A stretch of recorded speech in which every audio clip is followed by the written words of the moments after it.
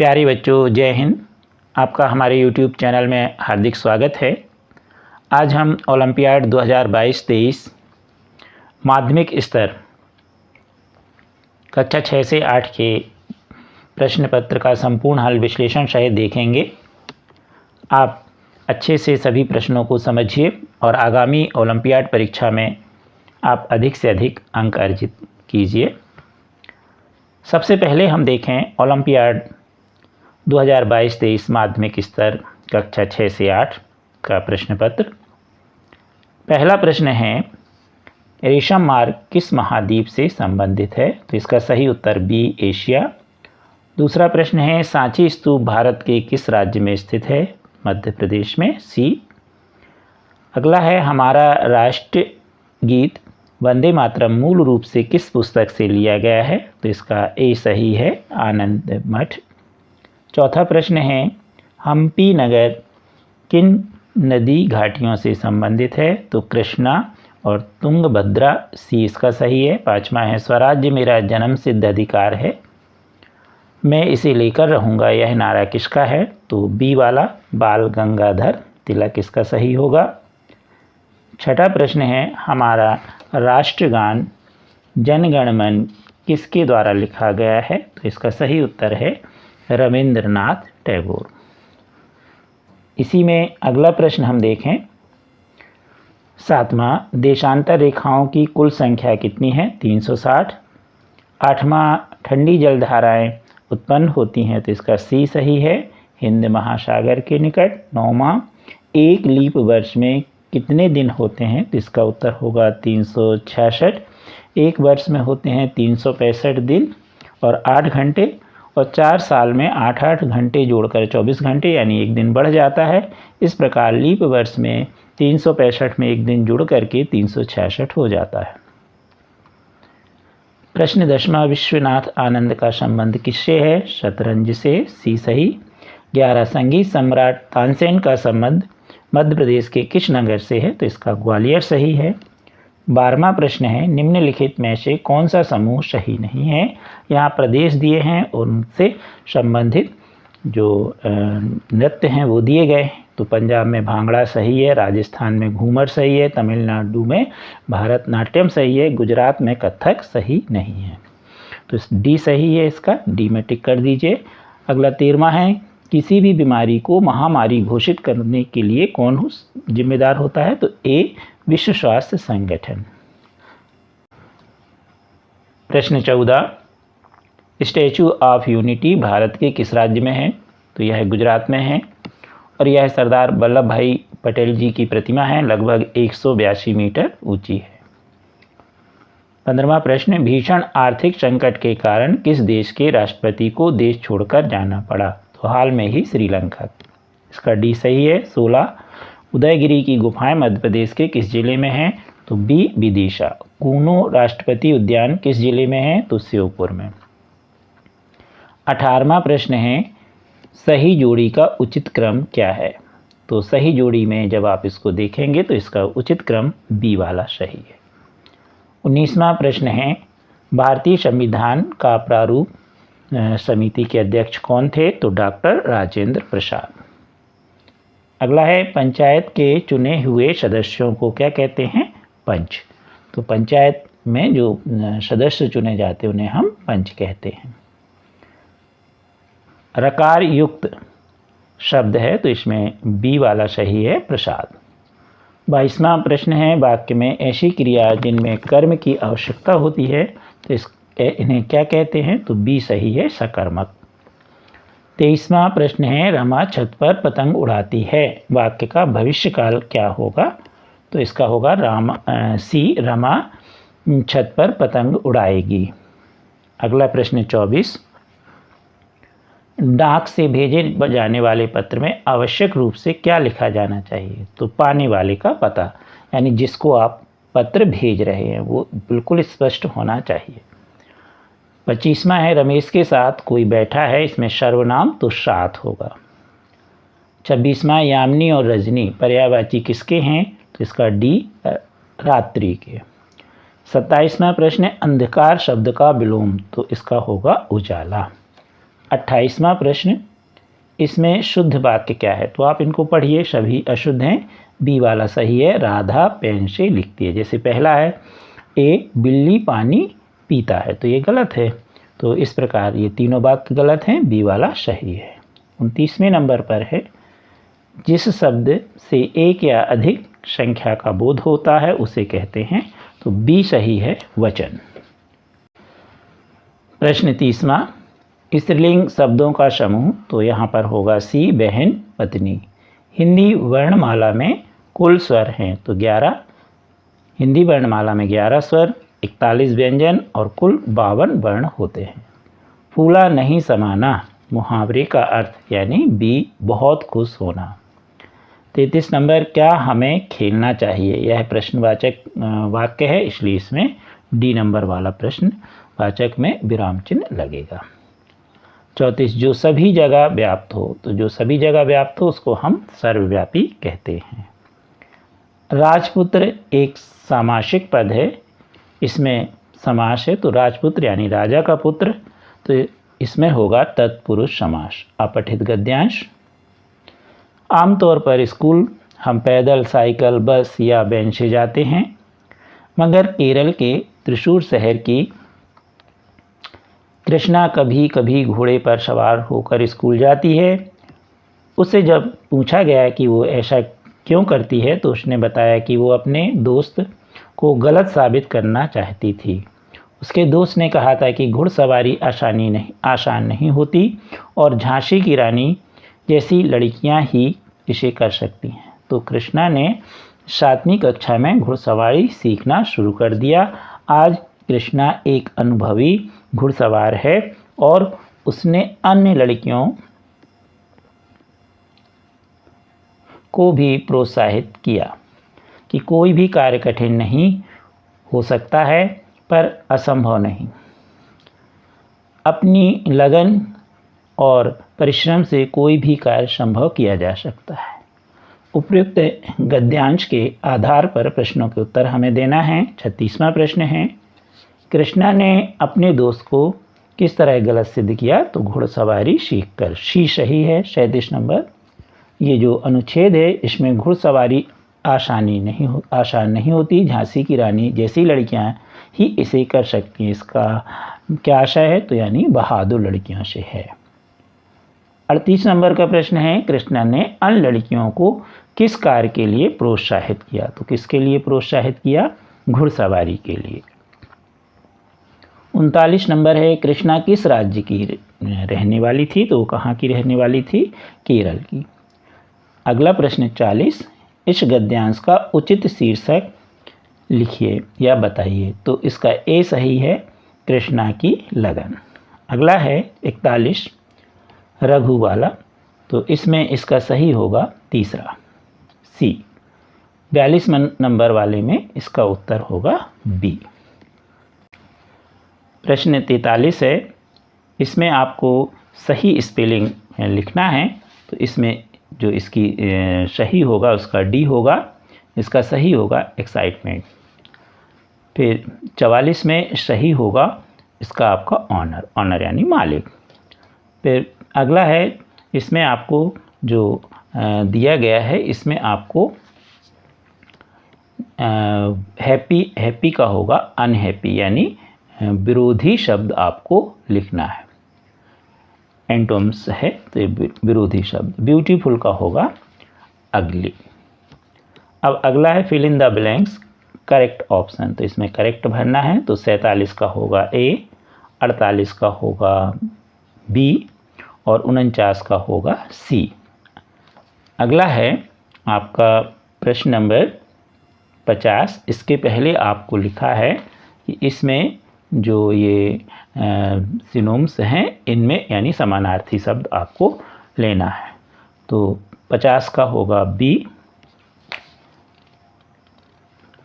51 का होगा ए, 52 नंबर पर आपको दिया गया है कि इसमें आपको जो भी आपका वाक्य है उसके अनुसार भरना है इसमें कि कौन सा चिन्ह आएगा। तो व्हाट इज़ द, इसमें क्वेश्चन मार्क आएगा, इसमें फुल स्टॉप आएगा अगला है, इसमें आपको वर्ब भरनी है, तो इसमें आएगा प्लेस 54 में सी नंबर वाला।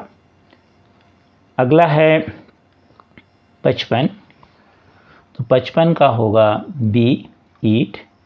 56 में आएगा बी वाला गुण, और इसमें अगले में है आपको राइमिंग वर्ड्स लिखना है, यानी तुकांत शब्द लिखना है। तो कोट का होगा बोट, सेल का होगा टेल। तो इस तरह से आप ये बड़े आसानी से भर सकते हैं। अगला है आपको ये जो 4 दिए इनमें से कौन सा अलग शब्द है उसको छांट कर लिखना है।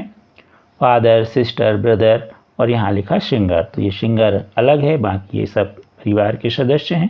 कार, बस, ट्रक और बाइसिकल, तो यहाँ पर बाइसिकल होगा क्योंकि ये तीनों जो हैं वो ईंधन से चलने वाले हैं, पेट्रोल डीजल से, जबकि साइकिल हम खुद चलाते हैं, तो ये अलग है।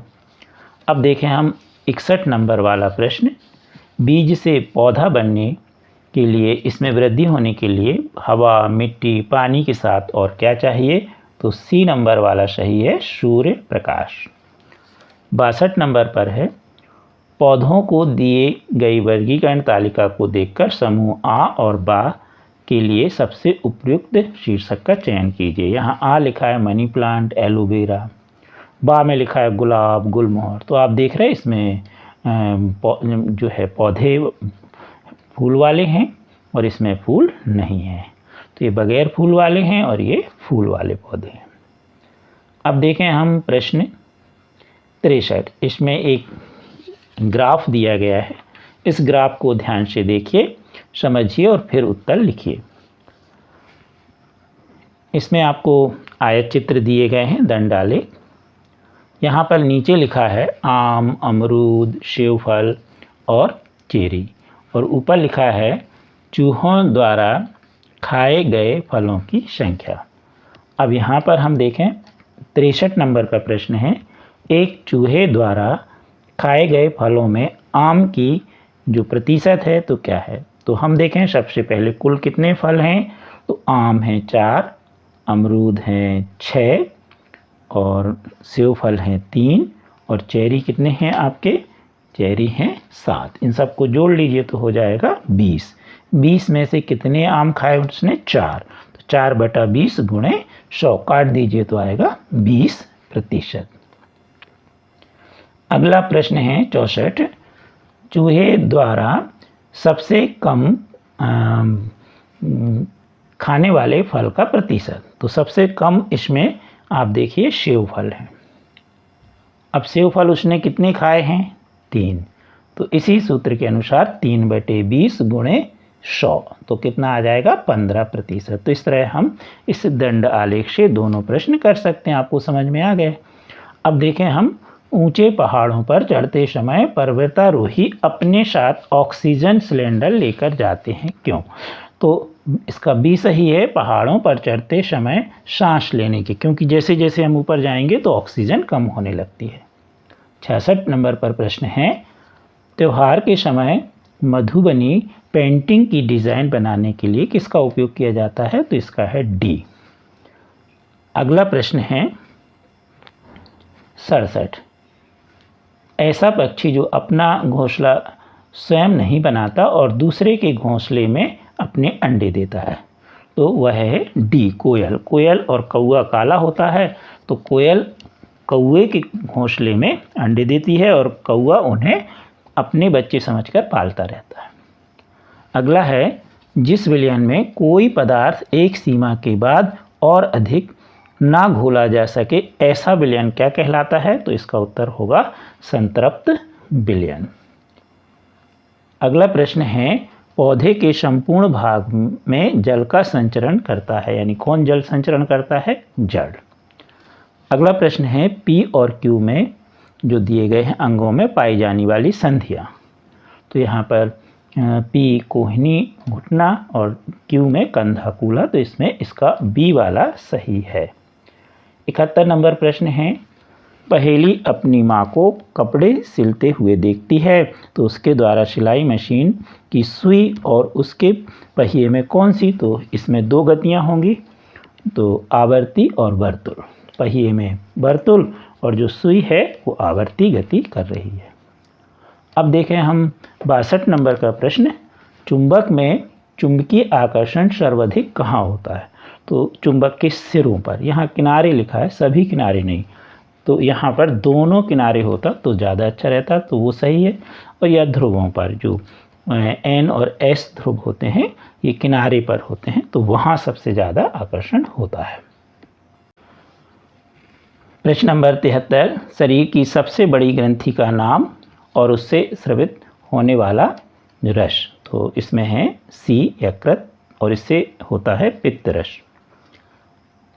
74 है, सहजीवी के बारे में कौन सा कथन सही है? तो इसका उत्तर है ए सही।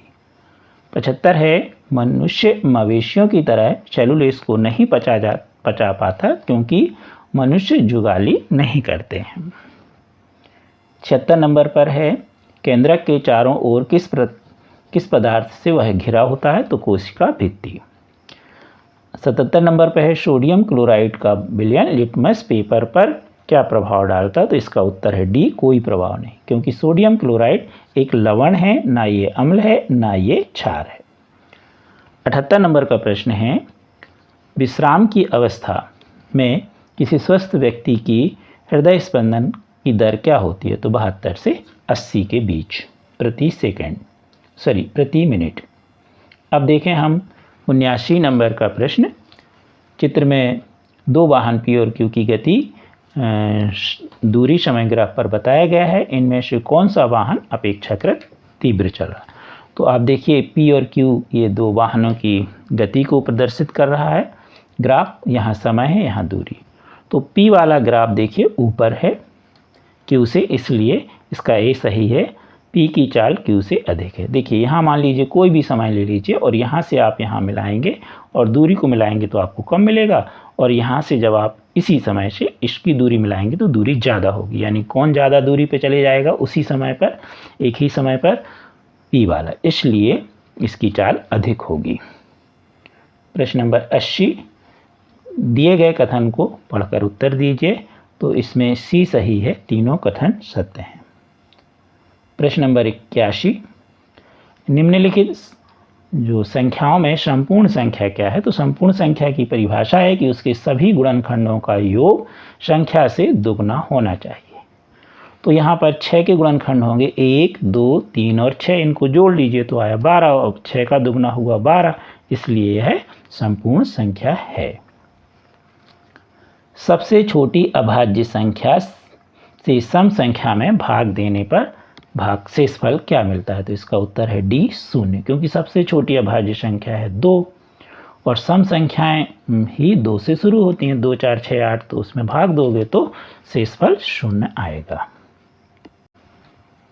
प्रश्न अगला है, किसी सप्ताह में एक कक्षा के 32 विद्यार्थियों की उपस्थिति निम्नानुसार है, सोमवार, मंगलवार इत्यादि। अब यहाँ पर दिया है तो किस दिन बच्चों की उपस्थिति कुल बच्चों की उपस्थिति की आधी है? तो कुल बच्चे कितने हैं?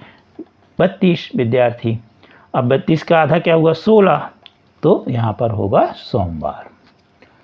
अगला प्रश्न है, एक समूह में कुल 48 बच्चे हैं, व्यक्ति हैं, जिनमें 12 व्यक्ति दूध, 16 व्यक्ति चाय, 20 व्यक्ति कॉफ़ी पीना पसंद करते हैं। तो बताइए चाय पीने वाले व्यक्तियों की संख्या कुल व्यक्तियों की संख्या का कौन सा भाग है? तो कुल व्यक्ति कितने हैं? 48, और यहाँ पर वो कह रहे हैं कौन जो चाय पी रहे हैं, तो चाय कितने पी रहे हैं? 16, तो 16/48 यानी 1/3। अगला प्रश्न है, दो वर्गों के क्षेत्रफलों का अनुपात 16:9 है, तो इनकी परिमाप का अनुपात क्या होगा? तो हमने यहाँ शॉर्ट में हल कर दिया है।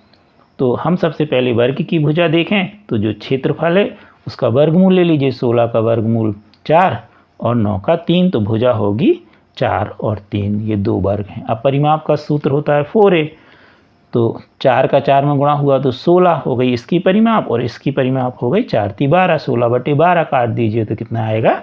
4/3।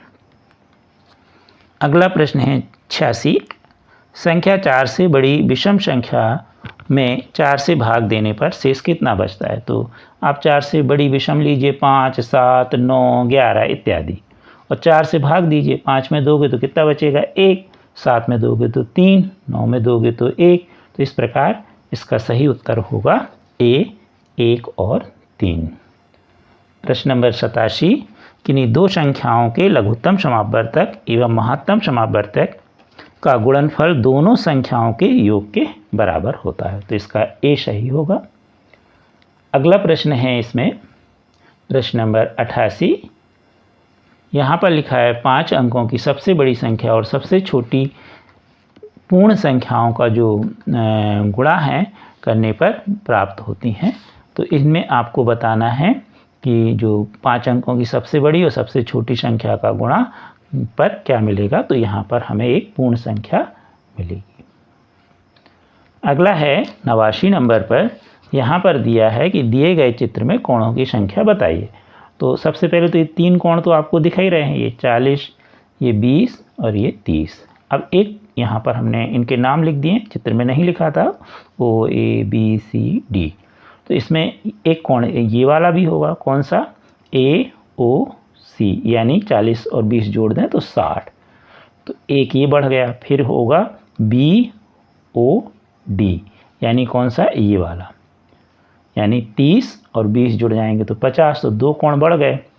अब तीसरा क्या होगा? पूरा पूरा भी होगा, A O D, यानी 30, 20 50 और 40 90। तो इसमें कुल 3 कोण आपको दिख रहे हैं, 40, 20 और 30, और 3 ये भी होंगे। तो कुल कितने हो गए आपके? 6। तो इसका सही उत्तर होगा 6।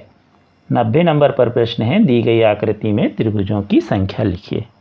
तो यहाँ पर चित्र में कुछ नहीं लिखा था, हमने ओ लिख दिया। अब देखिए ये त्रिभुज तो आपको दिख ही रहा है, इसको हम कह सकते SOR। ये भी दिख रहा है तो इसको हम कह सकते ROS। ऊपर वाला भी दिख रहा है तो इसे हम कह सकते हैं POQ। अब ये 3 तो हो गए। अब ध्यान से देखिए ये वाला भी दिख रहा है, यानी इसे हम कह सकते हैं SQR। तो एक ये हो गया। ऊपर भी ये वाला दिख रहा है, ध्यान से देखिए, तो हम इसे कह सकते हैं PQR। तो ये एक ये वाला हो गया। तो इस प्रकार इसमें कुल 5 त्रिभुज बनेंगे। अगला प्रश्न है 91 नंबर पर, किसी वर्ग की भुजा को दुगना करने पर उसका क्षेत्रफल कितना हो जाए। तो वर्ग का क्षेत्रफल होता है A वर्ग या भुजा का वर्ग। अब इसका दुगना कर दें तो हो जाएगा 2A, 2A का वर्ग, तो 2 का वर्ग होगा 4, और A यानी कितने गुना हो जाएगा? 4 गुना हो जाएगा। अगला प्रश्न है 20 परिवारों में सदस्यों की संख्या इस प्रकार है। अब इसमें लिखा है कि 4 या 4 से कम सदस्य वाले परिवारों की संख्या। तो 4 से या 4 से कम, तो हम बड़े में घेरा लगा लें, 4 से ज़्यादा में। तो इस प्रकार हमने 4 से बड़ी सभी संख्याओं में घेरा लगा लिया। अब जो बची इनको गिन लीजिए, 1 2 ऐसे गिन लीजिए, तो कितनी हो गई?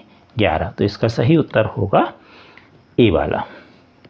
अगला प्रश्न है हमारा 93 नंबर पर। इसमें चित्र बना है, तो देखिए इसमें त्रिभुज एक बना है, ऊपर की तरफ इसका शीट्स है, फिर दूसरे में डबल बने लेकिन नीचे की तरफ, तीसरे में ट्रिपल बने, 3 बने ऊपर की तरफ, तो अगले में 4 बनेंगे और नीचे की तरफ उसका शीट्स होगा। तो इसका सही उत्तर है बी। अगला प्रश्न है 94 नंबर पर। एक 50 ml मिलीलीटर पानी से भरे मापक जल में एक कंचा डालने पर पानी का स्तर 60 ml पर पहुंच जाता है। तो उसी 50 ml पानी से भरे मापक जग में कितने कंचे डालने पर यह 90 मिलीलीटर तक पहुंच जाएगा। तो हम देखें पहले 50 था, अब 90 हो गया, यानी 40 बढ़ गए। एक कंचा डालने पर 10 ml बढ़ा, 50 से 60 हो गया था। तो कितने कंचे चाहिए पड़ेंगे? 4। अगला प्रश्न है यदि संकेत, इसमें एक संकेत बना है और इसका मान है 3 के बराबर, तो हम 12 कैसे लिखेंगे। तो इसका सही उत्तर होगा डी, क्योंकि 1 3 के बराबर है तो 3 हो गया और गुणित कर दिया हमने 4, ये 4 बने हैं तो 4 3 12। तो इसका सही उत्तर होगा डी। अगला प्रश्न है 96। एक बच्चे ने संख्या 9 × 69 को 90 × 69 को 90 × 79 लिखकर हल कर दिया, उसके परिणाम में कितना अंतर आएगा। तो आप गुणा कर लीजिए 90 का 79 में, तो 7110, 90 का 69 में 6210। अब घटा दीजिए तो कितना आ जाएगा? 900। 900 का अंतर आएगा। अगला है, यदि एक टाइल्स की माप 30 सेंटीमीटर गुणे 30 सेंटीमीटर है तो एक कमरे में 9 मीटर गुणे 5 मीटर माप के कमरे के फर्श में पूरी तरह टाइल्स लगाने ढकने के लिए कितने टाइल्स की आवश्यकता होगी। तो पहले हम कमरे में देख लें, 9 मीटर गुणे 5 मीटर, तो मीटर को सेंटीमीटर में बदल लें तो हो जाएगा 900 गुणे 500। अब एक टाइल्स कितना है, 30 गुणे 30 सेंटीमीटर का, तो यहाँ लिख दें, काट दीजिए, इसको काटने पर आएगा 500। तो कितने टाइल्स की आवश्यकता होगी, 500 टाइल्स की।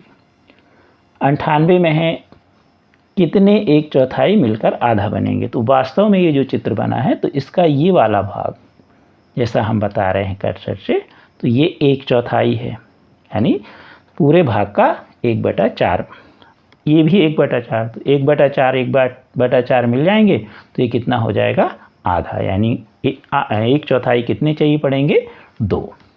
अगला प्रश्न है, समीकरण 2p धन 5 और यहाँ पर बॉक्स बना है, बराबर पढ़िए उसको, बराबर 11 है। तो आपको p का मान बताना है कि कितना होगा। समीकरण हल कर लीजिए, 5 का पक्षांतर कर दीजिए, 2p बराबर 11 ऋण 5, तो p बराबर घटा दीजिए 6/2 यानी 3, तो इसका उत्तर होगा 3। और अंतिम प्रश्न है इस सेट का, एक कक्षा में आम और अंगूर पसंद करने वाले बच्चों का अनुपात 3:2 है। यदि अंगूर पसंद करने वाले बच्चों की संख्या 10 है तो आम पसंद करने वालों की कितनी होगी। तो पहले हम देखें कि आम पहले अंगूर बाद में, तो आम वाले हुए 3x मान लीजिए और अंगूर वाले हुए 2x। अब अंगूर वाले तो हमें दिए हैं 10, तो हम अंगूर वाले 2x बराबर 10, तो x बराबर 10/2 यानी 5 आ गया x का मान। अब आम कितने हैं, 3x, तो 3 गुणे 5 यानी 15, तो इसका सही उत्तर होगा बी वाला 15। आप हमारे चैनल को शेयर सब्सक्राइब अवश्य कीजिए। Thank you.